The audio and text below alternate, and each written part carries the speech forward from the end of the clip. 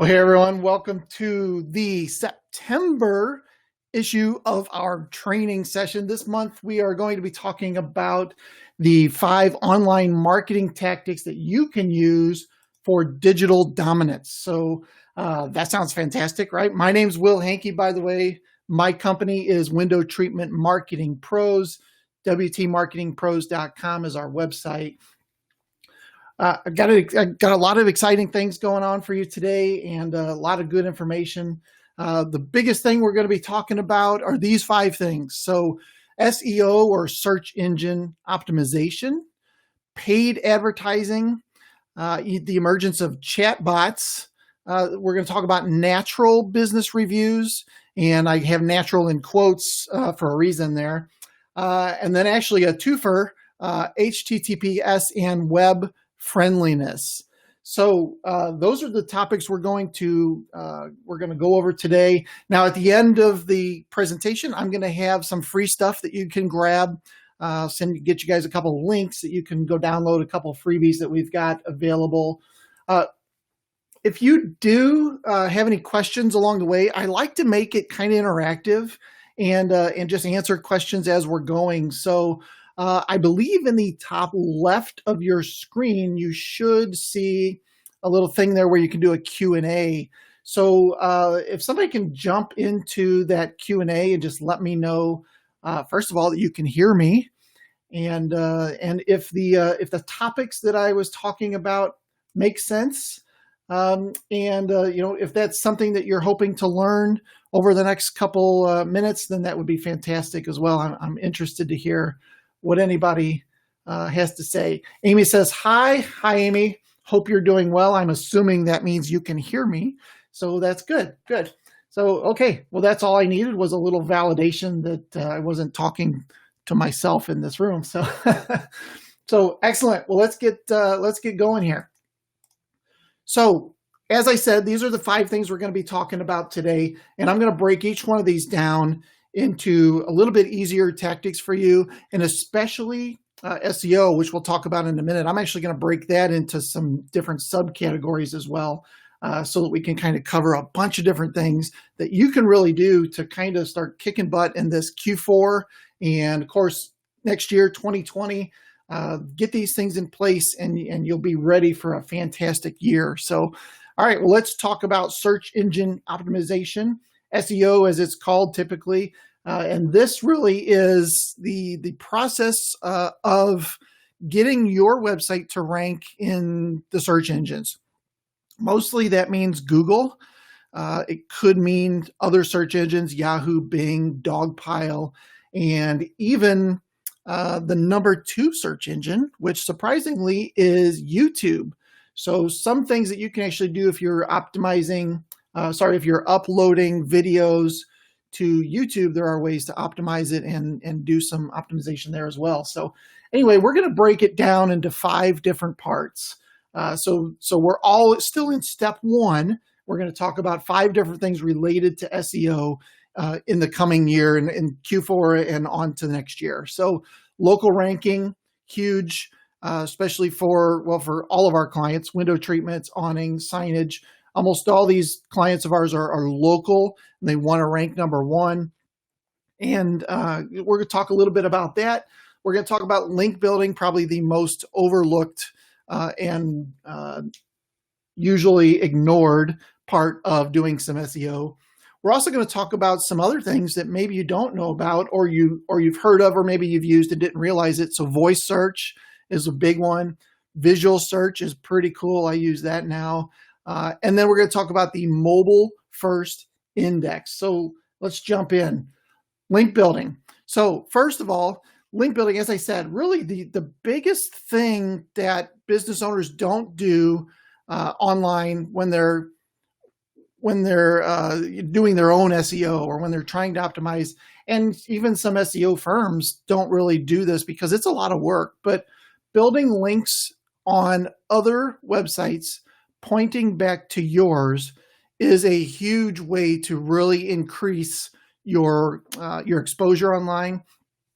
It sends positive signals to the search engines. So other websites are linking back to yours, and Google basically considers that like a vote for your website. So the more links you have, the more votes you have, the higher you're going to rank just by having these other links on other properties. So an easy way to do link building is joining your local chamber or the Kiwanis or any of these different organizations that have websites and they have business listings, things like that. Joining those, if you get a link back from those, is fantastic because they're very local, they're very centralized, and they link back to you in the same geographic location, which is just fantastic. So that's an easy way to do that. Of course, optimizing your Google My Business profile, which we did a webinar it's in the training session at wtmarketingpros.com/training. You can see our entire training specifically on Google My Business and optimizing your Google business profile. So that's big, and there is an opportunity to put some links in there as well. So having links from Google is a pretty good sign for your business. And there are some other things. One of my favorites is guest blogging. So guest blogging is basically reaching out to bloggers in industries that are related to yours. So maybe there's an interior designer that has a blog, and what you can do is reach out to them and say, I'd like to provide you with a great article on something related to interior design. And in exchange, I would like a link back in that piece of content to my website. So the blogger is gaining basically a free piece of content, so they don't have to write something that week or that day. And you're getting a link back from an industry-related source. So this is a huge way to go about really improving your overall exposure, your authority online. Here's an example. This is one that we actually published on the 4th, so just a week or so ago. It's on a website called Business Advice Guide, and it's top 12 conversion rate optimization tips to getting quality leads for your business. So this is something that we wrote the content, gave it to them, gave them a nice little picture to put in there. And in the middle of the article, we actually have a link that links back to our agency. So they got the content, we got the link. And of course, it makes sense. It's on a business advice related site. So it's industry related to what we're trying to do. We wouldn't want to put an article like this on a construction blog, right? Or one on raising cactuses or something. We wouldn't want to do that. We really want to have it. So you don't just want links just to have links. You want links that are industry related, that have quality from websites that are, somewhat visited. The more visited they are, obviously, the higher that they rank in Google, and they push more authority towards you, which is fantastic. So this is how to do kind of like a guest blogging thing. Pretty easy thing to do. It just takes time, really. The biggest part is, writing the article. That's probably pretty easy because you know your industry, and not hard to sit down and pound out, 800, 1,000 words, or pay somebody, pay somebody to write that article for you. The hard part really is getting those connections with those influencers and those bloggers. And part of it is the fact that they are pitched, fairly often for different things. So figuring out how to get in, talk to them, not just leaving a comment, like some sort of a spam comment on their site. They're not going to pay attention to that. So there are ways to do it, but getting this content posted on somewhere else and having that link pointing back to your website is fantastic. It's very much the missing piece to a lot of SEO related campaigns. All right. Second, voice search and digital assistants. So this is my new favorite thing to do. And my wife tells me that I'm yelling into my phone all the time now. I heard you in the other room yelling. I'm assuming you were talking to your phone, but voice search is just fantastic. So we all know about Siri and Google and getting those systems to search for you. I use it a lot, to text with the kids and stuff like that, just to be able to talk to the phone and it automatically do searches for you. It do different things. These are fantastic.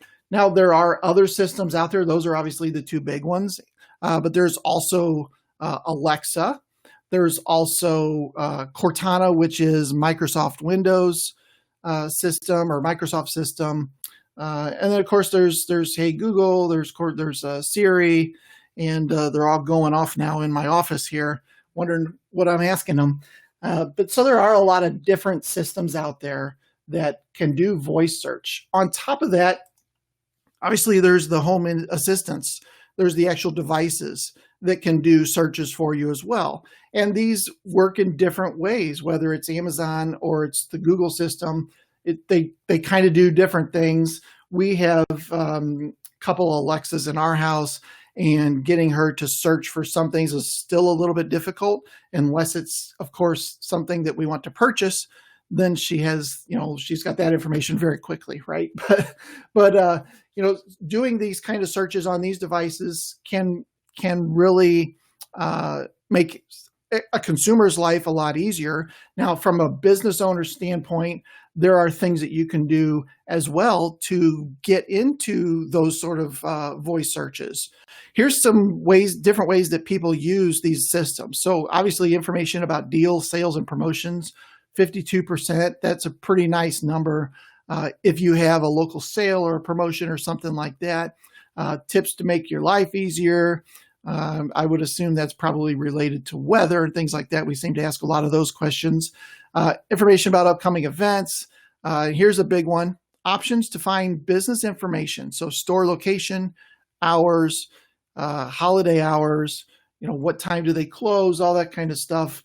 These kind of searches are big and there's a big opportunity for window treatment, awning, signage type companies to get in front of those types of searches. And there's a way to do it, which I'll explain in a second here. And then the last one shouldn't be ignored either. Access to customer support. This is a big one too. How can I get this fixed? Or can you call the local drapery line repair company? Something like that, right? So it's important that you start to think about how you can create content on your site that matches what people would search for on these type of devices. So we've kind of always built content around, top 7 things you need to know before installing a cornice in your living room, something like that. But now we need to start to think about how are people using these digital assistants searching, because those keywords are a lot different than what we would sit down and type in to Google when we're sitting at a laptop or something. So here's an example. Find me a drapery store near me. Find me blinds repair in whatever town you're in. And then questions, along the lines of what color can match this.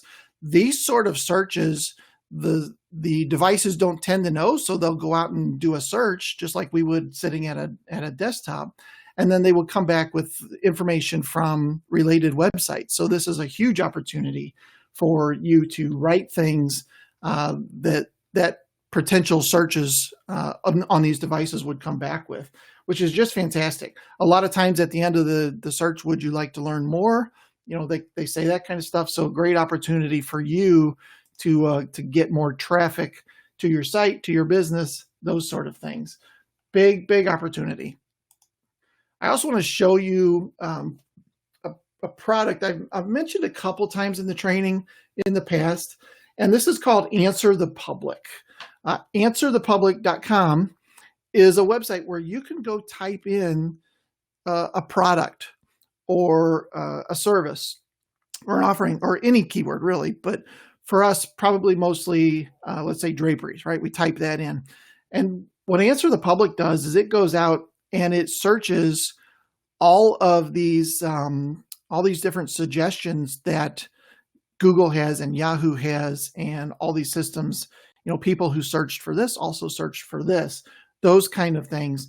And then it gives you all of these different questions that people are asking about that particular topic. So if you want some ideas on things to write about that people are actively asking, this website is just fantastic. It's free, which is even better. But as you can see, here's a search for artificial intelligence. And you can see that, just in this one result, we're probably looking at maybe 100 results. I wouldn't be surprised. 100 different questions that people are asking related to that particular topic. So what an opportunity for somebody who is looking for ways to kind of get in front of these voice searches and really generate some new content. All right, next let's talk about visual search. So visual search is another one of my new favorites that I use a lot more now, and I even use it a lot more at Christmas when we're thinking about purchasing different gifts for kids, things like that. But visual search, as you can see here, this person is looking at, has a green purse there, and they're looking at other green purses online. So the way that they do that, a couple different ways you can do that. First of all, Pinterest came out probably 2 years ago now with this really cool service where you could be looking at a pin and say, wow, that lamp is really cool. You can zoom in on that lamp and it will give you other lamps or other pictures with items in them that look similar, and potentially even an opportunity to purchase those right through their system. So that's pretty cool. I mean, it's really kind of next generation stuff when you're looking at some picture and I wonder where I could get me one of those, so that's pretty neat. You can of course upload your own pictures and Pinterest would do the same thing, but pretty neat little way to do it, a little more shopping that maybe you would do regularly. Amazon also has one inside of their app.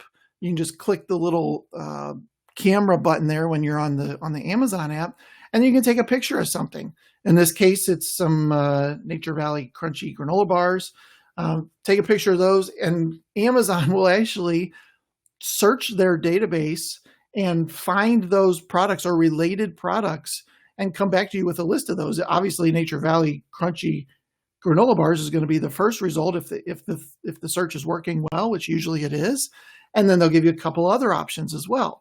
But what an opportunity for somebody who's maybe selling draperies or something online, and find me other ones that are related to that. So another really cool way that people are using their devices to just expand what they're searching for. It's not just words anymore. It can be pictures. It can be a lot of different things, which is really just incredible. I mean, it just blows my mind that these things are available. So as if that weren't enough, Google Goggles is another app that's been out for quite some time now. Nobody really knows about it, and I'm assuming it's still available. It's been a while since I used this one. But Google Goggles, you can take pictures of landmarks in this case, or places in your city, statues, even just different colored products. And Google will do the same thing. They will go search their system and provide you with information back about what they think that picture is about. It's pretty cool. You can even use it with people. The face recognition is fairly decent. Pretty cool stuff. So I know I just keep saying that, but here are a couple different ways that you can apply this specifically to your business.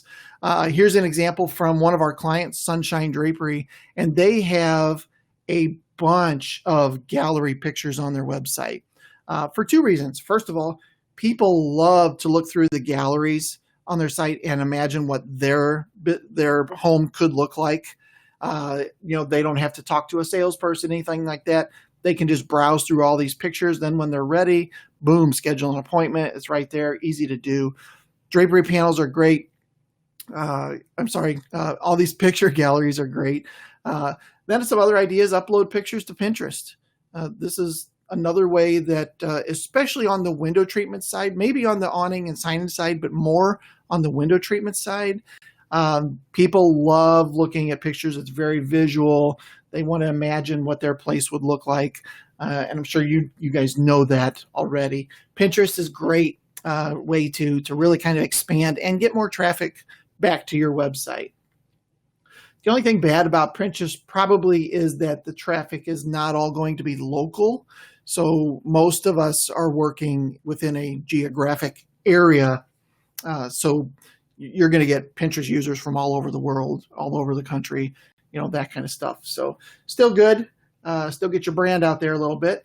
And then Google My Business. I mentioned this earlier. We did an entire training specifically on how to optimize your Google My Business profile. And you can find that at wtmarketingpros.com/training.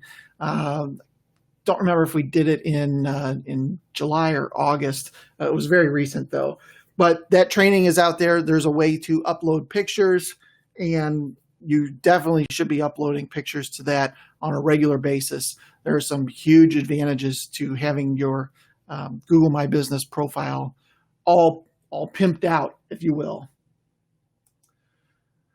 All right, next, the mobile first index. So in late 2017, Google came along and said, this whole mobile thing is really taken off. And there was a point in late 2017 where mobile searches exceeded desktop searches. And I've got a couple slides on this here in a little while. But it also came out at the same time that websites were not all mobile friendly. So you can have this nice website on a desktop and on this 20-inch monitor, but when you're looking at it on this tiny little screen that you carry around, a lot of websites were just scrunching it down to fit, right? And nobody could read anything because it was so small. And that was about the time that responsive themes came out and some of these different things that respond to the size of the screen that they're showing on, and they move these different elements around so that it looks easier, you can read it, it loads faster, those sort of things. And then, of course, the orientation of the screen too. That's very important to decide what you should show. So there was this fight and mobile devices, and mobile is winning, quite honestly. And, I'm sure if I were to take a poll, most of us on the training would say, yeah, we use our mobile devices a lot to do local searches, especially for a lot of different things. And we see in this, the internet usage in general of desktop versus mobile devices exceeded somewhere in the mid 2013 range. So that's just internet usage. More people were using mobile than using desktops at that time. When it comes to search, the same is true in somewhere in the 2017 range. More websites were getting mobile traffic than desktop traffic. So something needed to be done. So what Google said is, we're actually going to kind of split into two different Googles, if you will, and we're going to provide different results depending on what device somebody is searching from. So if I sat down at my desktop and I typed in Draperies Memphis, I would get 10 results, obviously. I might get a couple ads, and then the 3-pack or the Google My Business local listings, and then 10 organic results. If I were to do that same thing on my phone, I would potentially get 10 different results, or very similar results in different orders. So the reason for that is, if there was a website that was built for desktop but never built for mobile, then it's very likely that when I search for it on mobile now, it won't even show up as one of the results. So this is why having a mobile-friendly site is huge. They first thing that they did was, start to separate these sites out. And there used to be a thing on Google that said, this site is not mobile-friendly. And then at some point, they totally got rid of that and just won't even show a site if it's not mobile-friendly. So very important that your site is mobile-friendly, that is on a responsive theme. And that basically just means that it responds to the size and orientation of the screen of the person that happens to be looking at it. Here's an interesting statistic. This is the 2019. statistics, 79% of keywords overall and 47% of keywords in positions 1 through 20 rank differently on mobile and desktop. Pretty interesting. So, just kind of pushes that a little bit further, that if you don't have that responsive theme, it's time to get it. Also, there is if you're not sure, Google has a mobile friendly test that you can do. And this is the URL, but you can just go to Google and type in mobile friendly test, and this is what will come up. So then you just plug your website in there, your domain name, and it'll tell you yes or no if your site is mobile friendly. If it is, it'll say yes, it is, and it'll give you some suggestions maybe on ways that you can optimize it even more so that it loads faster, things of that sort. And if it isn't, it'll say your site is not mobile friendly. You need to fix it. I think that's probably all it needs to say, right? All right, let's move on to number 2. So that was it for SEO, and that was kind of a long way to go in the SEO world.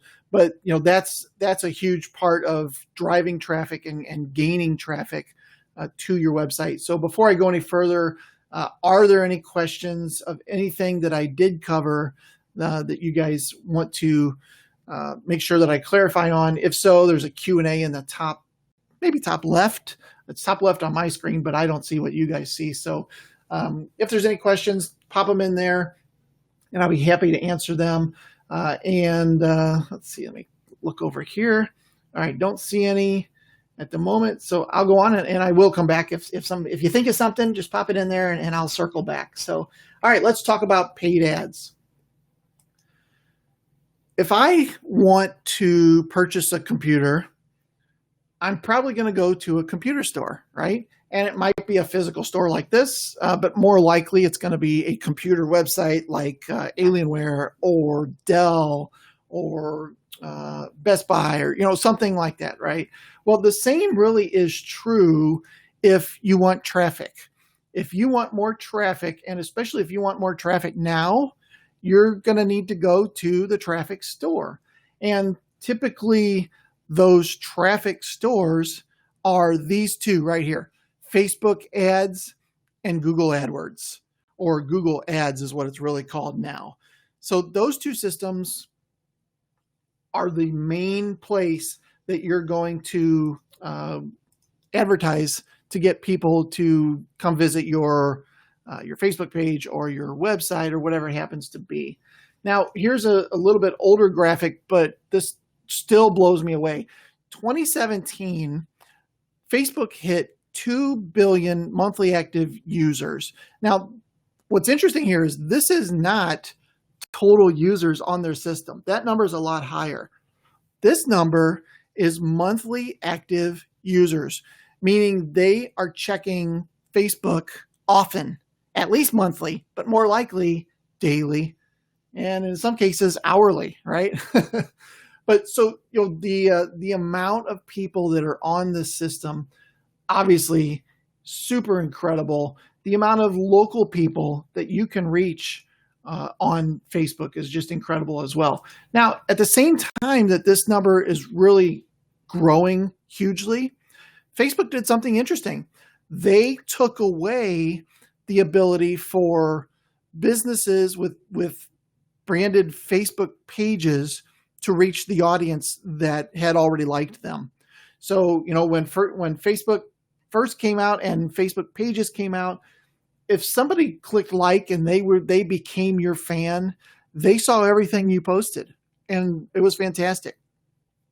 And over time, Facebook started squeezing that number down, and you can see the organic reach now of a post, and this is from 14, was 6%. This number is abysmal now. It's hardly anything. That means for every, let's just say February of 14, for every 100 posts that I put out, only 6 people saw it. Or let me rephrase that. For every post I put out, if I had 100 fans, only 6 of them would see my post.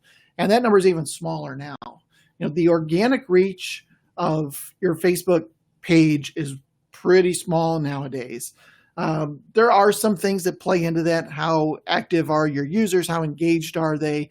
Are other people commenting on something that might drive it, to be a little bit more pushed up and more visible? And if we see here numbers of pages with less than 500,000 likes, which I would venture to say is most small businesses, there's no reach when it comes to organic reach. I'm sorry. There's just posting something, people are not going to see it, right? Which sucks, but that's just the way it is. So enter Facebook ads. Imagine that. Now there is a way to advertise to the people that already said they want to hear from your business, but Facebook gets to make a little money off of it, right? So they came out with this system, and the system is just incredible. You can target by a lot of things. Some of these they've started to take away. If you remember the Cambridge Analytica event from a couple of years ago, some of these things you can't target anymore, like net worth and yearly revenue or yearly income, things like that. But there's still plenty of things that you can target: age, gender, location, what type of device they're on, offline purchase behavior. Do they tend to spend money on digital products? Do they tend to spend money on fashion or home decor? You can target those kinds of people now. You can also target people who like certain businesses. So, for instance, people who like Hunter Douglas would be a fantastic one. You can get in front of those kind of people and then say, I want to get in front of people who like Hunter Douglas who are within 40 miles of Memphis. That you can do. So pretty cool, the amount of targeting that you can do. You can also do it by local, by weather, by seasonality. So first-time home buyers, new mothers. There's a lot of different ways to target on Facebook. You can even target farmers if you need to. I would assume that most of the people on today's training don't need to target farmers, but you never know. If you do, you can, which is good to know, right? So, some of the targeting is pretty incredible on their system. And you can, obviously it comes down to having the right ad in front of the right person with the right picture. There's a lot to that, and we'll probably end up doing a little bit deeper dive into paid ads in a future month training session. So, all right, let's switch gears a little bit and talk about Google AdWords. A little bit different system. So with Facebook, you're really targeting let me back up. You're kind of, it's more of an interruption, right? When you're on Facebook, you're looking at the kids or the grandkids, and you're looking at cats, and you're looking at that kind of stuff, family news, family updates, those sort of things. When it comes to Google, you're typically researching more information, or you're looking to purchase something, right? So you're not necessarily doing either of those on Facebook. So it's a different mindset and a different way to get in front of people. With Facebook, it's more interruption. Hey, you need to get this thing, right? Well, that's not really what they're looking for. On Google, they're probably looking for the thing that you're advertising, or the service or the product or whatever it happens to be, right? So they've got a couple different kinds of ads. Most people are familiar with search ads, which is when you type in something, right at the top there is 1 or 2 or 3 ads, sometimes even 4 ads before you see the map pack with the local results, and before you see the organic SEO related results, there are ads there. Those are search ads.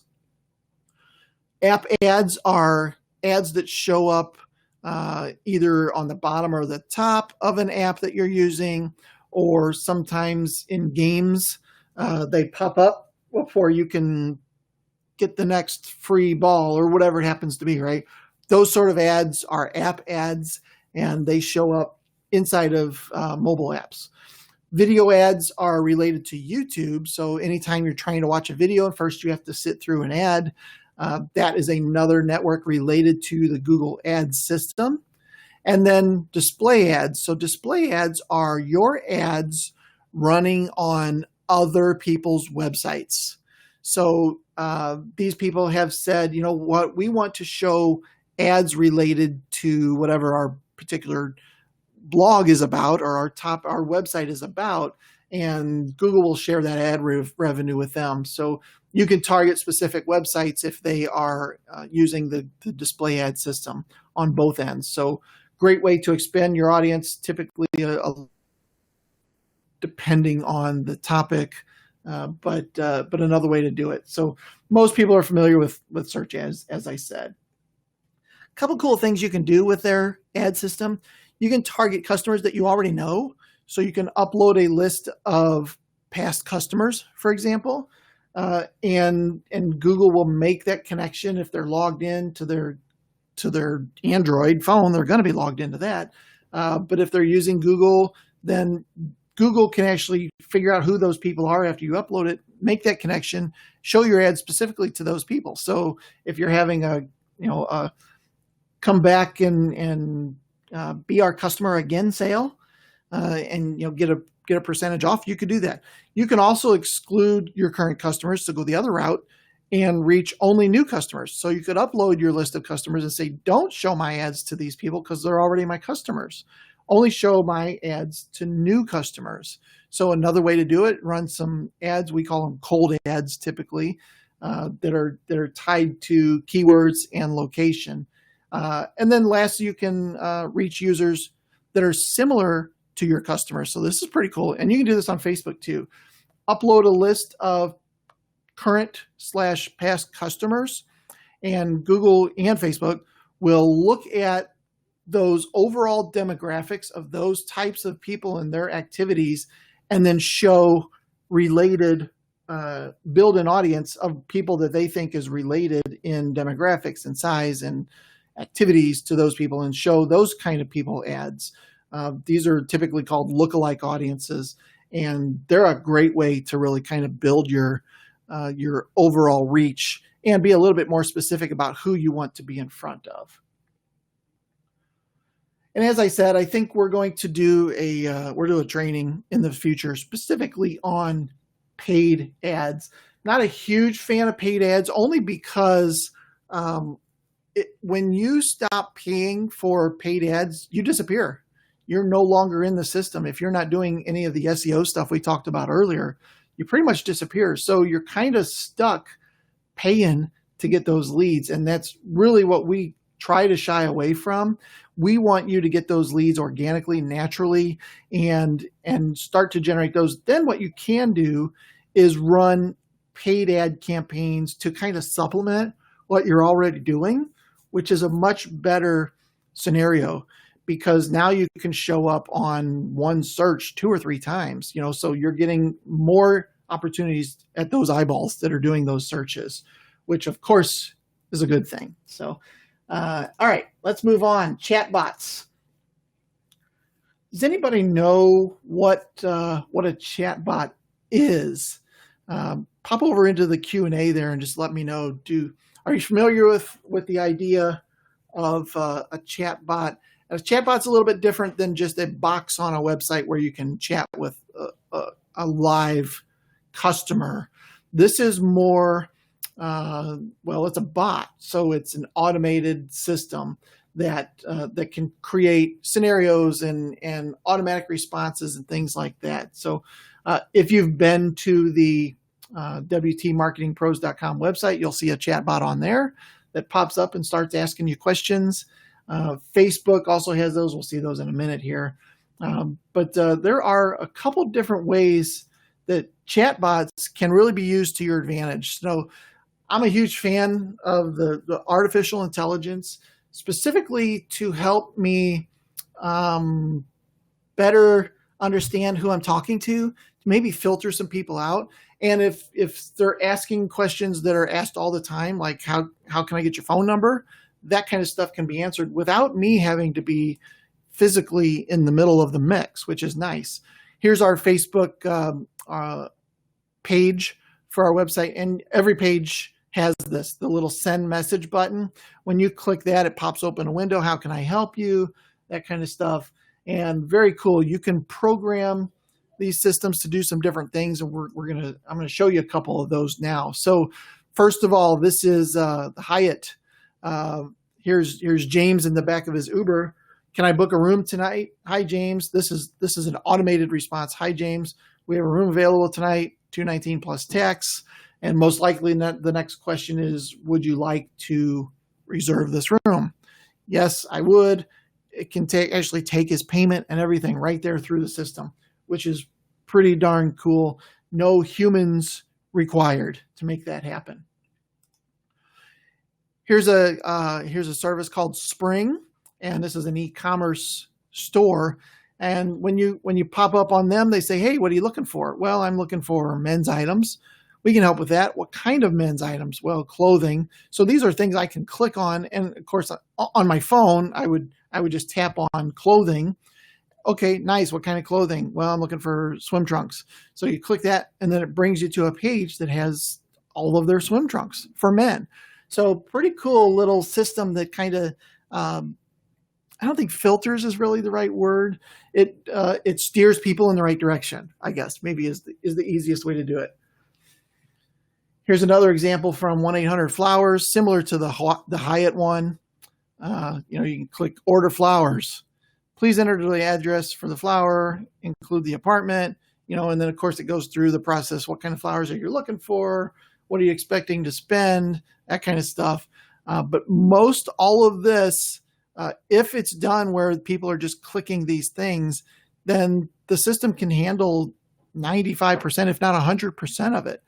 Now, if somebody were to type in something that were different, and I'll show you an example of that in a minute, then there are humans required to take over. But that's not always the case, which is nice. So most people or most businesses nowadays, there are a lot of different systems out there. ManyChat is probably the biggest. They've been around the longest, and by longest I mean probably less than 2 years, or right around 2 years. Not a long time with these chatbots.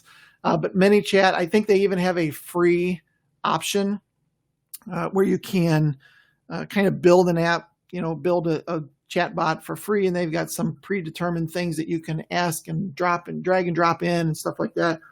And then of course they've got a pro service, which I think is $10 a month or something like that gives you even more options, ways to communicate with potential customers, things of that sort. So ManyChat, definitely one of my favorites.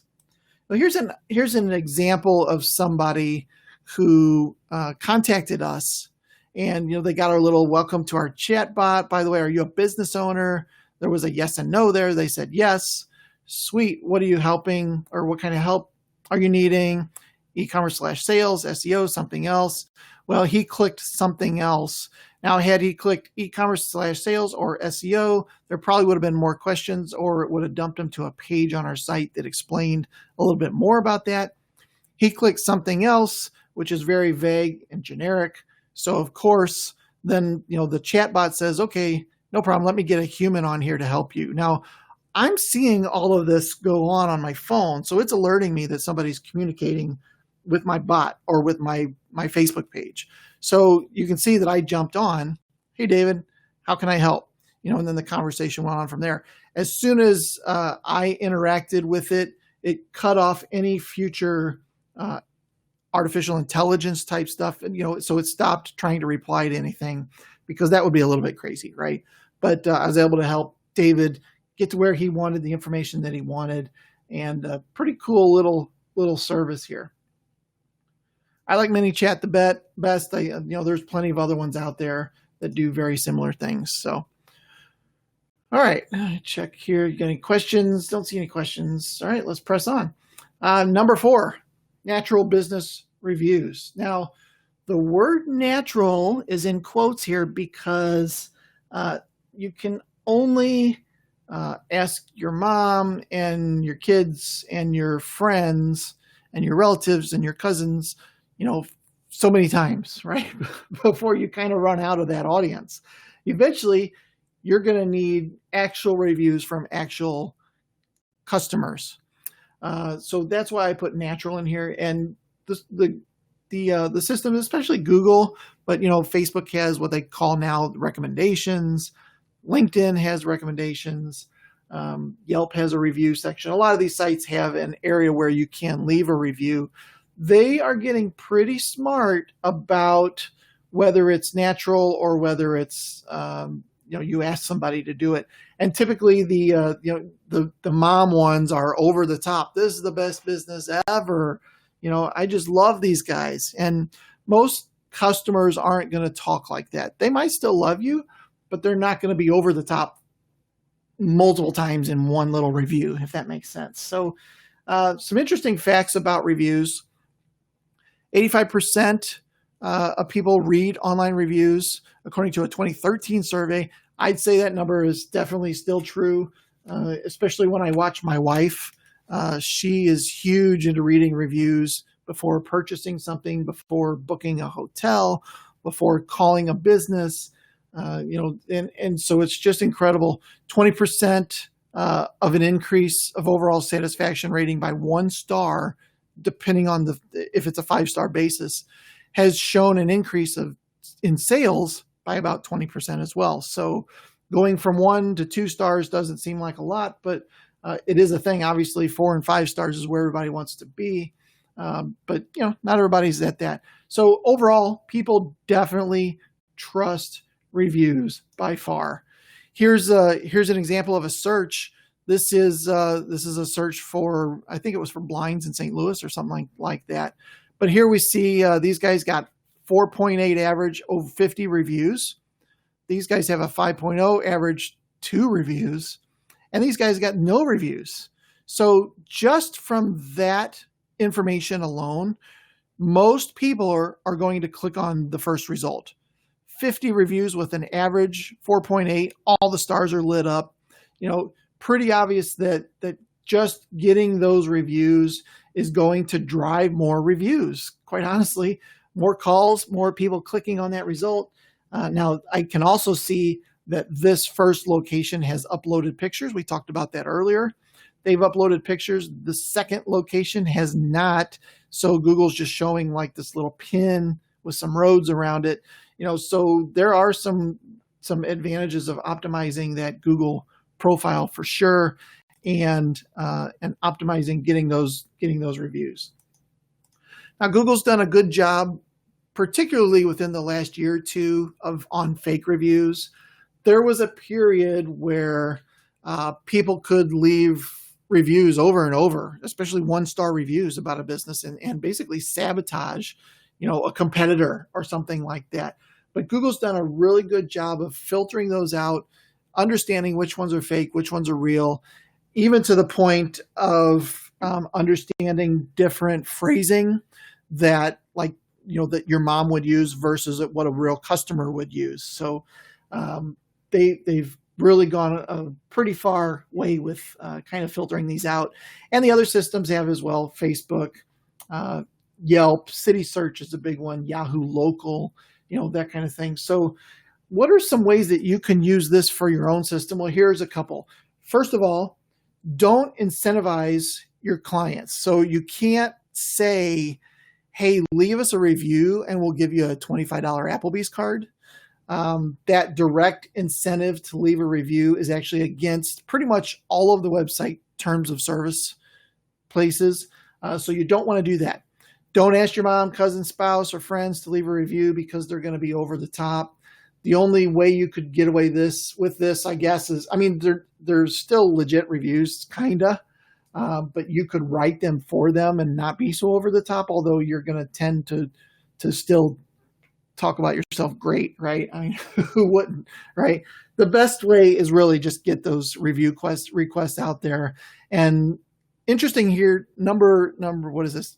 Bullet number 3, linking to several options. So one of the things that we do for our clients is send people to a Review Us type page on our website.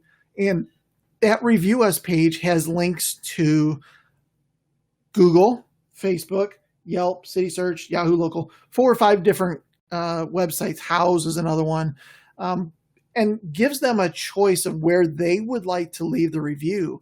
This helps with making it look more natural, because you're not getting 10 reviews in 10 days all on Google, right? You're getting them spread out. This is a great way to do it by building this review us type page. And the last thing, once again, this was talked about a lot in the Google My Business training, but that's your NAP, or your name, address, phone number. It's important that you make sure that these are the same across all different platforms, and there's hundreds of them. There are services like Moz Local that can help with this, M-O-Z. Just type in Moz Local. Yext is another big one, Y-E-X-T. And again, I go into this in a little bit more detail in that other training. I do have a way that you can check your current review system, your current score, and you just go to reviews.wtmarketingpros.com. You can plug in your website there or your business name there, and it will check across all these different systems and tell you, does your name, address, phone number match up? Are you getting reviews? Are they good reviews? Are they bad reviews? So some pretty cool stuff you can do there, absolutely at no cost to you. All right, last, and it looks like we're running down on time anyway. So the last thing is HTTPS, and the S is the important piece here.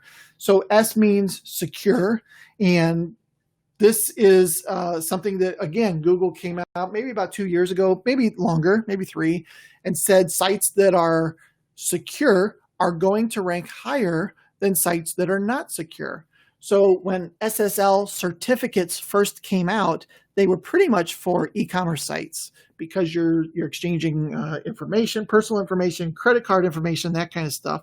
But now Google is saying every site needs to be secure, and we don't want any data transfer happening on non-secure sites. So we saw in that previous example, and now on this one, Google Chrome has actually started to label sites as not secure.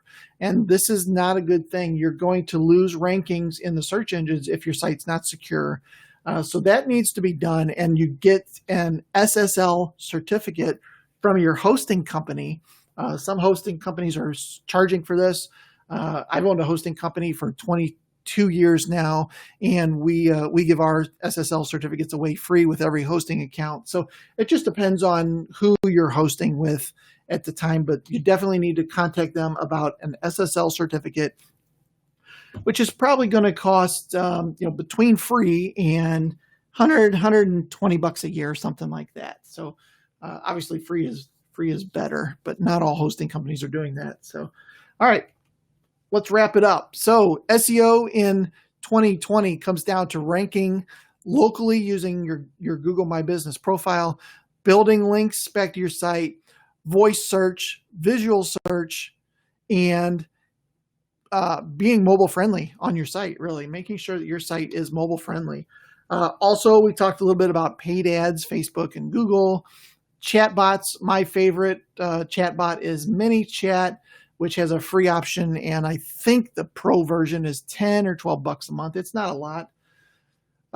Definitely need to get more reviews, and that means you need to have your name, address, and phone number the same across many, many websites.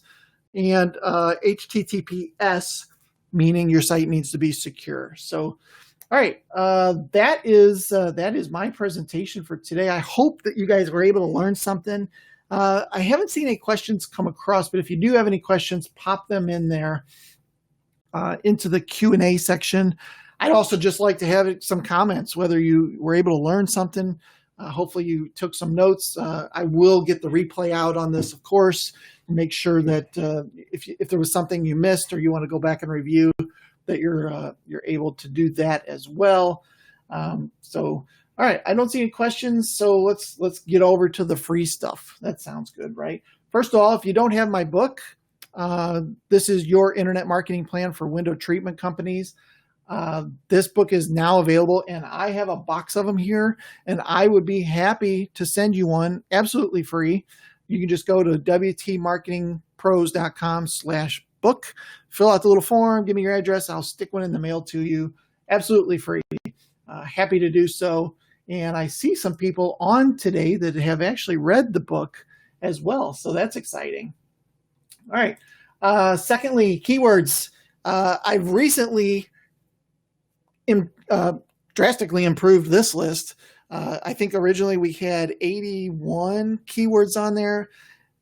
I'd say it's probably 3 times that now. So you might want to download that absolutely free. Also, wtmarketingpros.com/keywords.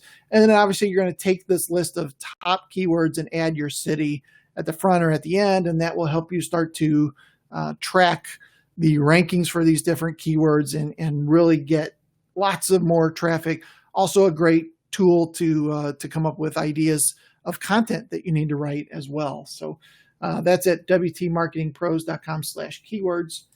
And then third, I would love the opportunity to get on a quick 15-minute discovery call with you and just talk about your business, what's going on with it, what are you trying to accomplish, and is there a way that we can help? Obviously, we would love that opportunity. But I'll be happy to look at your reviews, look at your social presence, look at what you're ranking for or not ranking for, what your competitors are up to, that kind of stuff as well. So I'd be happy to do that. Just go to wtmarketingpros.com/strategy, set up the quick 15-minute discovery call, and we can chat about that. So let's see, Jamie was taking notes, but some of the content was too fast for me to get. I'm sorry. I do tend to talk a little quick. Always helpful that you put it on your website. Love your book. Would really love to know when you were talking about a certain subject, which chapter it would either update or just add more information to that chapter in your book. So interesting that you bring that up, because I actually pulled it up today, and I am working on expanding this book for next year. So probably close to the end of the year, this book is going to be even bigger and better.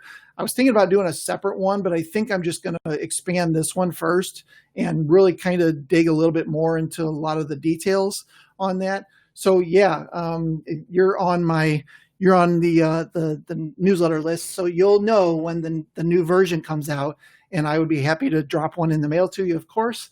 Going to go a lot more into local ranking, because that's pretty much what everybody needs the most information on.